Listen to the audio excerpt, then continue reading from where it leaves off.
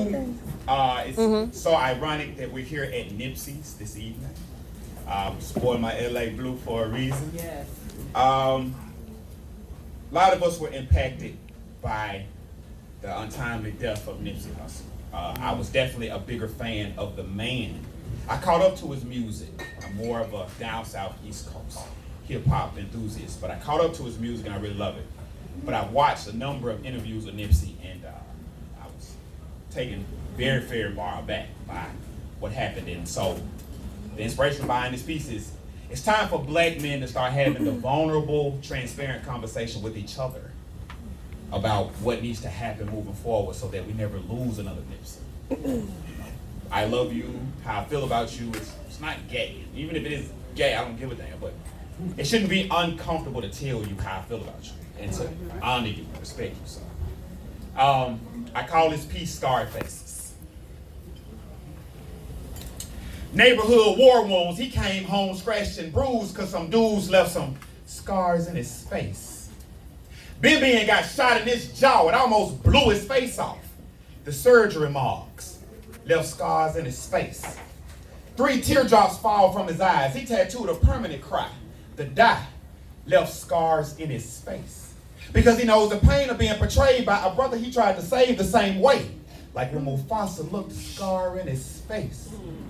Not even Dunbar could mask these problems we face. Gaps in his resume and he ain't got the GPA.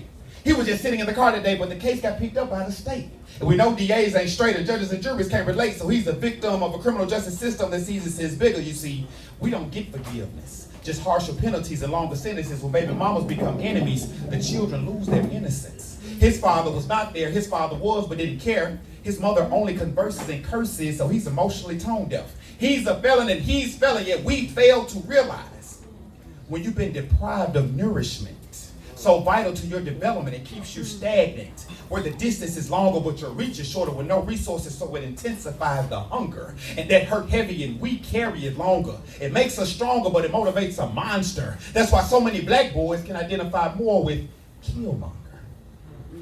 Really makes you wonder, why did Nipsey hustle? Huh?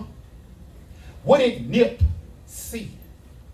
Nip ran the victory lap to the marathon and then he passed the baton to me.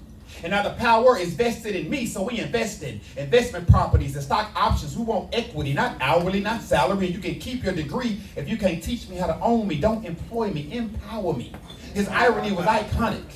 The same block he moved rocks and flipped bricks on, he flipped the dividends into buildings, and now the block he owns, now that's what I call self-control.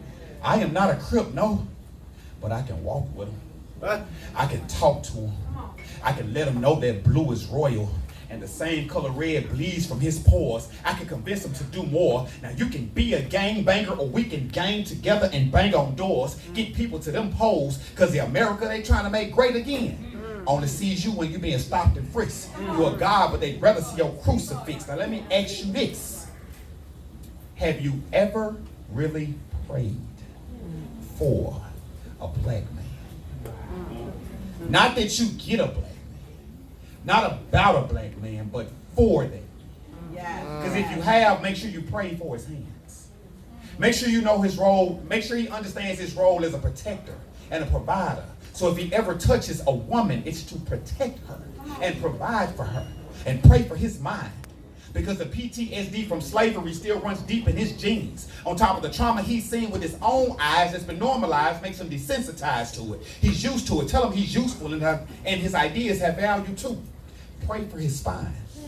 Because the foundations of great nations was built off his hide. But ain't no more free rides. Pray his shoulders align and that he stands up with pride. Pray for his ears. May the things he hear have more value and less noise. Pray when he speaks is not deaf, just life more. And say it with your chest. Hold your head high, baby. Straighten up your neck. Pray for his nose. God bless every breath. Pray for his heart. Like an iPhone that's broke, it still goes. All it needs is a better screen so we can see. When cared for, it's capable of so many things. Pray for his belly. Pray his palate calls for salad, fruits and veggies. Foods that's real, not combo deals. We trying to live. Pray he never misses a meal, never knows how it feels. Pray for his male principle. and that he consecrates with a mate based off principles and not physical. Pray you know his seeds are valuable. Plant them in fertile soil. So when them sunflowers are born, they grow in love and support. Pray for his knees. Only time they bend is to bow to a power that's greater than him. And pray for his feet. May a pair of Air Jordans never bring him self-esteem. Pray he walks by faith and not by the things he's seen. Pray his steps already ordered. And according to the Lord, he just got to move forward. The marathon continues. We just got to keep going. I ain't got a lot, but if I got it, it's yours. That's how we put each other on. Don't stand in line waiting for a position.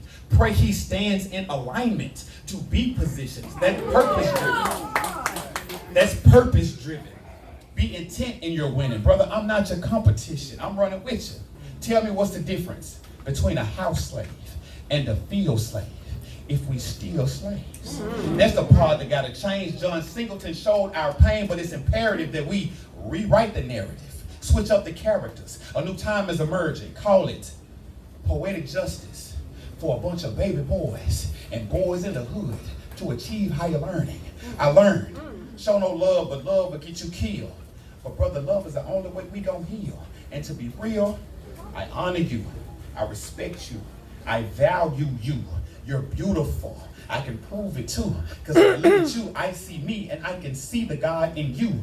But when they see us, their mental misinterpretations make them afraid of us. These scars, they're dangerous. Just tell them in Africa. They take small swords and cut the faces of black boys. That's the day they become warriors. Every scar tells a story. Every mark got its glory of the pain that was created on those precious scarred faces. Thank you. I do this shit all night.